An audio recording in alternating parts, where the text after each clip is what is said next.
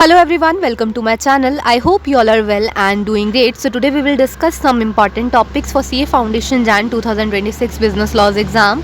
So let us start. कोई भी इधर उधर की बात ना करते हुए हम डायरेक्ट काम की बात करेंगे, ठीक है। तो सबसे पहले काम की बात यह है कि आप लोगों की जो सीक्वेंस रहेगी रिवीजन की वो इस तरह रखना कि हाई वेटेज चैप्टर जो आपके छोटे हैं वो जल्दी कवर हो। मतलब कि सबसे पहले आप करोगे कंपनीज़ के बाद आप कवर करोगे नेगोशिएबल इंस्ट्रूमेंट एक्ट, ठीक है। देखो, नेगोशिएबल और पार्टनरशिप एक्ट जो है ना, एग्जामिनर्स की ऑब्जर्वेशन ये रही है कि बच्चों की परफॉर्मेंस उसमें कम होती है, ठीक है। तो आपने ध्यान रखना है कि नेगोशिएबल और पार्टनरशिप को भी आप अच्छे से करके जाएं, ठीक है। सो आपका सबसे पहले कंपनीज़ के बाद नेगोशिएबल के बाद आप करेंगे इंडियन रेगुलेटरी फ्रेमवर्क और LLP, ठीक है। ये एक दिन का काम है, जल्दी ख़त्म हो जाता है, ठीक है। उसके बाद आप करेंगे पार्टनरशिप, ठीक है। आफ्टर दैट सोगा के क्वेश्चन जो होते हैं वो कंफ्यूजिंग रहते हैं थोड़े से, ठीक है। जो नहीं बने तो डरना नहीं है, कम से कम डायरेक्ट क्वेश्चन तो आपसे अच्छे से बन नहीं जाएंगे क्योंकि वो चैप्टर ईजी है, ठीक है। एंड आफ्टर दैट आपने ICA करना है, ठीक है। इंडियन कॉन्ट्रैक्ट एक्ट लास्ट में इसलिए क्योंकि आप अगर पहले बाकी के चैप्टर्स कर लोगे ना वेटेज वाले तो आपका मोस्ट पोर्शन जो है वो कवर हो चुका होगा, तो आपका लास्ट में इंडियन कॉन्ट्रैक्ट एक्ट ही बचेगा और एक बार फ्लो बन जाता है तो फिर फटाफट सब हो जाता है, ठीक है। So let us discuss some important topics. तो सबसे पहले हमारे पास आता है नेगोशिएबल इंस्ट्रूमेंट्स एक्ट 1881, ठीक है। तो सबसे पहला टॉपिक जो है हमारा वो है रूल्स ऑफ कंपनसेशन। पढ़ के जाना, इसको पढ़ के जाना, ठीक है। इम्पॉर्टेंट टॉपिक है। प्रेजेंटमेंट ऑफ इंस्ट्रूमेंट में सेक्शन 61, 63 उसके 64 में जो आपकी एक्सेप्शन दे रखी है, ठीक है, उस पे केस में क्वेश्चन बन सकता है, उसको पढ़ के जाइएगा। 70, 75 और 76 आपने करके जाना है, ठीक है। डिलीवरी वगैरह वाले सेक्शन है उनको अच्छे से करके जाना है, ठीक है। उसके बाद इस बार, ठीक है, आपके हाइब्रिड क्वेश्चंस होंगे, तो हो सकता है कि आपकी नेगोशिएबल इंस्ट्रूमेंट जो है ना, उनके जो टाइप्स हैं, मतलब कि bill of exchange, promissory note, cheque, उनकी इसेंशियल कैरेक्टरिस्टिक्स को पढ़ के जाना, ठीक है। उसमें कहीं से भी क्वेश्चन उठ के आ सकता है, या फिर हाइब्रिड क्वेश्चन में क्या होता है कि हो सकता है आपको वो इसेंशियल कैरेक्टरिस्टिक भी प्रोविज़न में लिखनी पड़े और साथ में कोई और सेक्शन भी आ जाए, उसको भी आपको वहाँ पे कवर अप करना पड़े, तो आप इनकी कैरेक्टरिस्टिक्स अच्छे से करके जाएंगे, ठीक है। आफ्टर दैट आपका आता है, आपने स्पेशल फोकस देना है कौन से टॉपिक पे, drawing in case of need. अब ये कहाँ पे है टॉपिक, जो आपका चेक वाला पोर्शन है, ठीक है, उसमें जो पार्टीज टू चेक है वहाँ पे, okay. After that classification of instrument है, वहाँ पे इनकोएट और एम्बिगस इंस्ट्रूमेंट दे रखा है, वहाँ पे होल्डर इन ड्यू कोर्स पक्का से करके चले जाना, ठीक है। पढ़ना पूरा ही है पर होल्डर इन ड्यू कोर्स पे अच्छे से नज़र मार लेना, ठीक है। आफ्टर दैट 46 एंड 57 इंपॉर्टेंट है, अच्छे से करके जाना, मोस्टली एग्जाम में पूछ लिया जाता है, ठीक है। और आपके जो मेन सेक्शंस है 138, 139, 140 पढ़ के जाना। इस बार प्रिजम्पशन वाला सेक्शन 139 आने के हायर चांसेस हैं, ओके। तो इसी के साथ आपका नेगोशिएबल जो है वो हमने कवर कर लिया, ठीक है। आफ्टर दैट आपका आता है इंडियन रेगुलेटरी फ्रेमवर्क। देखो, वैसे तो इसमें कुछ ज़्यादा है नहीं, ठीक है, हम खुद ही देखना चाहते हैं इस बार कि ICI क्या ही पूछ लेगा यहाँ से, ठीक है, क्योंकि हर क्वेश्चन बार बार आ चुका है, ठीक है। फिर भी एक्सपेक्टेड क्या है, ट्रेंड जो है उनके हिसाब से क्या आ सकता है, तो आपने process of making law, enforcement अच्छे से कर लेना, ठीक है। After that types of law वाला टॉपिक आ सकता है, उसको अच्छे से कर लेना। Structure, RBI, IBBI, ministry of corporate affairs, इनको करके जाना अच्छे से, ठीक है। तो इसी के साथ आपके 2 चैप्टर्स यहीं पे कवर हो गए, ठीक है। सो जो नेक्स्ट है आपका chapter that is the companies act 2013, higher weightage carry करता है, ठीक है। तो आपने इसको अच्छे से करके जाना है और इसमें अभी मोस्ट इम्पॉर्टेंट टॉपिक जो है दैट इज़ अल्ट्रा वायर्स, ठीक है। 100% चांसेस है कि एग्ज़ाम में ये आ सकता है, ठीक है। Constructive notice not important but indoor management आप करके जाएंगे। After that classes of company, her bar exam में केस बेस्ड क्वेश्चन इस पे आने ही आने हैं, ठीक है। आपके एसोसिएट हो गए, अनलिमिटेड, सब्सिडरी, होल्डिंग, तो वो करके जाना, ठीक है, अच्छे से करके जाना। प्लस इसमें पब्लिक फाइनेंशियल इंस्टीट्यूशन वाला पॉइंट अच्छे से करके जाना, उसमें कंपनीज़ के जो नाम है उनको पढ़ के जाना, ताकि अगर उन पे केस बेस्ड क्वेश्चन आ गया तो वो कंपनी का नाम लिख देंगे और आपको वो पूछेंगे क्या ये गवर्नमेंट कंपनी हो सकती है या कोई भी कंपनी हो सकती है, आपको पता ही नहीं चलेगा, ठीक है। आप वहाँ पे लिखा होगा, आपने अपनी तरफ से ही लिखा है, पर वो कंपनी क्या होगी, PFI, तो उसका ध्यान रखना, ठीक है। कॉर्पोरेट वेल लिफ्टिंग इंपॉर्टेंट है, ठीक है, स्पेशली रिवेन्यू वाला जो आपका है इस बार वो ज़्यादा इंपॉर्टेंट है, ठीक है, टू इवेट टैक्स वाला, तो उसको अच्छे से करके जाना। After that characteristics of company, देखो हाइब्रिड क्वेश्चंस आएंगे, तो जैसे नेगोशिएबल में मैंने आपको बोला कि एसेंशियल्स उठ के आ सकते हैं, वैसे ही आपके कंपनी के जो कैरेक्टरिस्टिक्स है ना, ठीक है, perpetual succession, separate legal entity, common seal, इन तीनों में से कोई ना कोई उठ के आ सकता है, ठीक है। कॉमन सील पे अलग से भी सवाल पूछ सकते हैं वो। उसके बाद आपका 1% and company and small company, ठीक है, क्लासेस ऑफ कंपनी में आता है ये, तो इन पे क्वेश्चन आ सकता है क्योंकि इनमें रिसेंट अमेंडमेंट्स हुई हैं। ओके, 1% कंपनी में तो हो रखी है, ठीक है, वो तो आपने लिखनी है। ओके, बट स्मॉल कंपनी वाली जो अमेंडमेंट है ना आपकी, ठीक है, वो अभी तक आपके इस अटेम्प्ट के लिए एप्लीकेबल नहीं है, तो उसको आप नहीं लिखेंगे। पर वो ये देखने के लिए क्वेश्चन डाल सकते हैं कि बच्चा कहीं लिख तो नहीं दे रहा है वही वाली चीज़, क्योंकि उन्होंने अमेंडमेंट पहले की कर दी है, ठीक है, अभी एप्लीकेबल नहीं है, बट वो पहले हो रखी है, तो उस चीज़ का आप ध्यान रखेंगे, ठीक है। इन दोनों को अच्छे से पढ़ के जाएंगे। आफ्टर दैट प्रोमोटर्स वाला टॉपिक, नेचर ऑफ शेयर्स वाला टॉपिक, MOA के कॉन्टेंट्स आप पढ़ के जाओगे, ठीक है। It's all about companies act. After that आपका आता है लिमिटेड लाइबिलिटी पार्टनरशिप एक्ट 2008, ठीक है। Designated partner, very very very important, आ सकता है इस पे क्वेश्चन, आ सकता है कि आप इसको अच्छे से पढ़ के जाओगे, ठीक है। डेजिग्नेटेड पार्टनर 2 जगह दे रखा है, उसके बारे में जो दे रखा है सब पढ़ के जाओगे।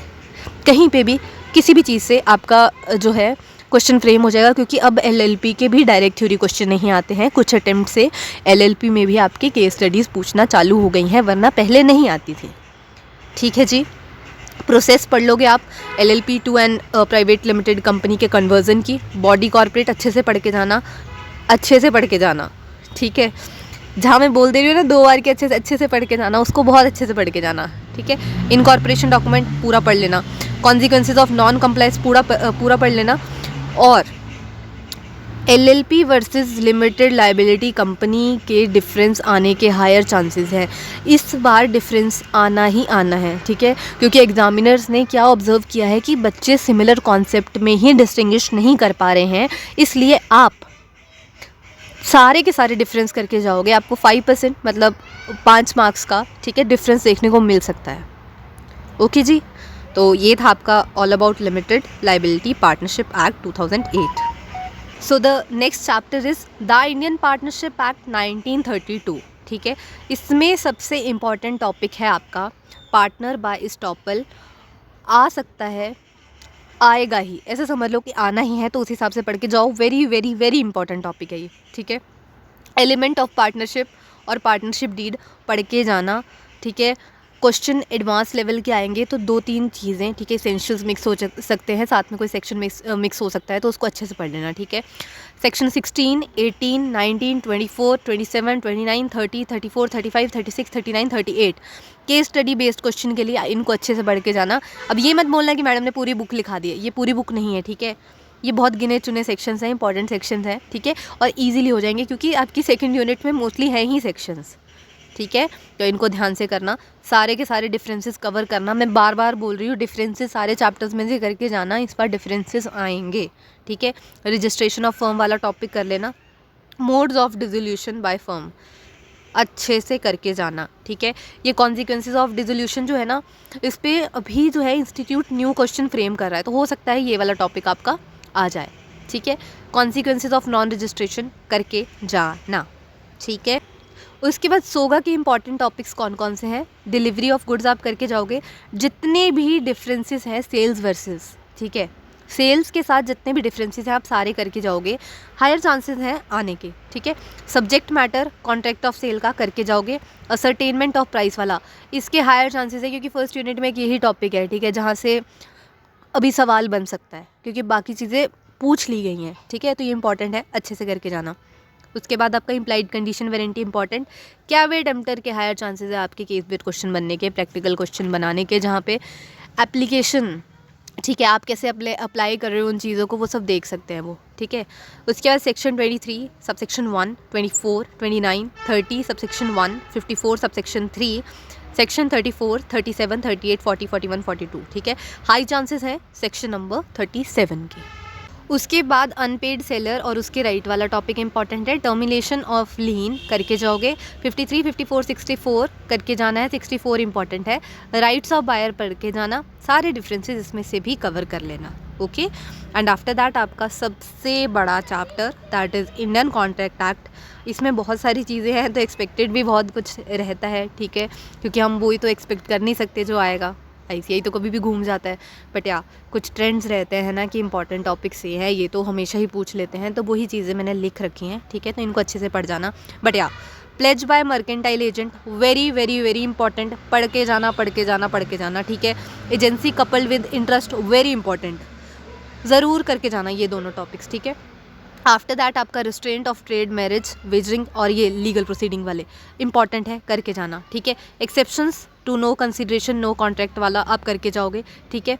Essentials of valid offer, legal relation वाला जो पॉइंट है ना, रट जाओ उसको, ठीक है, रट के चल जाओ, मोस्टली पूछा जाता है, इस बार भी पूछ लेंगे वो, ठीक है। Offer versus invitation to offer अच्छे से पढ़ के जाना टैबुलर फॉर्म में। उसके बाद लीगल रूल्स रिगार्डिंग कंसिडरेशन पढ़ के जाना है। Validity of an agreement without consideration, law relating to miners important है, इसको पढ़ जाना अच्छे से। सेक्शन 15, 16, 18, 55, 56, 62, 73, 71 अच्छे से कर जाना, ठीक है। लाइबिलिटी जॉइंट प्रोमिसर की, very important. Appropriation of payment कर जाना। Anticipatory breach of contract and effect करके जाना, ठीक है। आफ्टर दैट आपका आता है rules relating to enforcement of for a contingent contract, ठीक है, आ सकता है, अच्छे से करके जाना। उसके बाद आपका सेक्शन 128 आने के हायर चांसेस हैं, ठीक है। सेक्शन 125, 142, 143, 130, 131, 33, 34, 42, 150, 59, 151, 152, 153, 154 आपने करके जाने हैं। टर्मिनेशन ऑफ बेलमेंट और फाइंडर ऑफ लॉस्ट गुड्स वाला कॉन्सेप्ट आप करके जाओगे, ठीक है। बाद आपका ड्यूटीज़ जो है पॉनर की करके जाना, ठीक है। सेक्शन 237, 196, 212, 215, 216, 219, 221, 22, 27 करके जाना, ठीक है। वैलिड रैटिफिकेशन के इसेंशियल्स आप करके जाएंगे। सब एजेंट, सब्सटीट्यूटेड एजेंट के बारे में अच्छे से पढ़ के जाएंगे। Personal liability of agent to third party पक्का से पढ़ लेना इसको, ठीक है, आ सकता है ये। रेवोकेशन ऑफ अथॉरिटी सेक्शन 201, ठीक है। अब ये नहीं बोलना कि इतने सारे टॉपिक लिखा दिए, इतने सारे सेक्शन, ये वैसे ही बहुत बड़ा है, ठीक है। इंडियन कॉन्ट्रैक्ट एक्ट आपको पढ़ने को कितना टाइम लगता है, अभी इसमें से भी चुन चुन के ये 30% भी नहीं होगी, ठीक है, चीज़ें तो अच्छे से पढ़ लेना, ठीक है। वेरी, अब देखो ऐसा नहीं है कि आप बिल्कुल इन्हीं पे के भरोसे चले जाओ, सारा बढ़ के जाओ, बट हाँ इन पे आपको ज़्यादा फोकस करना है, और जहाँ मैंने बोल दिया है कि करो ही करो उनको तो रट ही जाना, ठीक है। वेरी वेरी वेरी इंपॉर्टेंट जो है उनको अच्छे से कर जाना, ठीक है। तो आज के लिए इतना ही। नेक्स्ट वीडियो मुझे थोड़े से आपको सजेशंस देने हैं, और एग्जामिनर्स ने जो ऑब्जर्वेशन की हुई हैं अभी तक, ठीक है, उन पे मेरे को आपको कुछ चीज़ें बतानी है जो आपके एग्ज़ाम में हेल्प करेंगी। तो अभी के लिए टेक केयर, बाय बाय, और आई होप कि ये सब आपको हेल्प करेगा, ठीक है। और एग्ज़ाम में बहुत सारी चीज़ें यहाँ से पूछ ली जाएंगी, फिर भी आप सारा पढ़ के जाएंगे, ठीक है, और मेन फोकस इन टॉपिक्स पे रखेंगे। सो आज के लिए इतना ही। Thank you, take care.